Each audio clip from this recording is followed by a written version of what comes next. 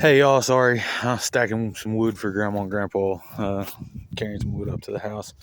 I wanted to come back on though and tell you guys I showed you guys in the last video those float rigs and pre-tied leaders, and I realized I really didn't explain a whole lot about how I would fish them, and I seem to do better with the float rigs in the warmer weather when you get a few days of warmer weather and the water temp comes up.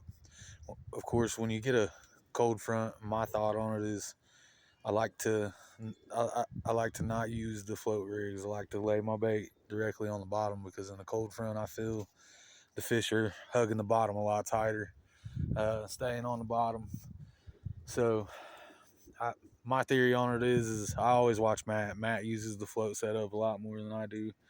If Matt starts catching more numbers of fish than me, then I might set one up with the float rig and see how it works out. Um, so the float rig's not really my favorite, but it does work. It catches a lot of fish for Matt and them. I don't know if I just use it wrong or what, but I do a lot better with hugging my bait on the bottom. Or sometimes I don't think my bait really stays on the bottom because I like to run probably a foot or a foot and a half leader. So that's keeping that bait a good ways away from my sinker. Allows if I'm fishing any current for the bait to kind of come up a little. Uh, so yeah, I just wanted to touch base with you guys on that, and I apologize for not explaining that a little better.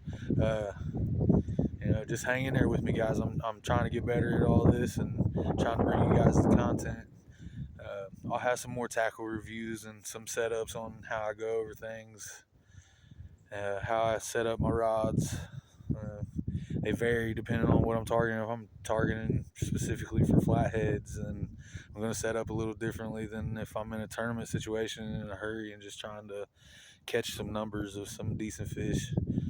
Uh, so yeah, uh, don't forget to give us a like and a follow. We'll see you guys around.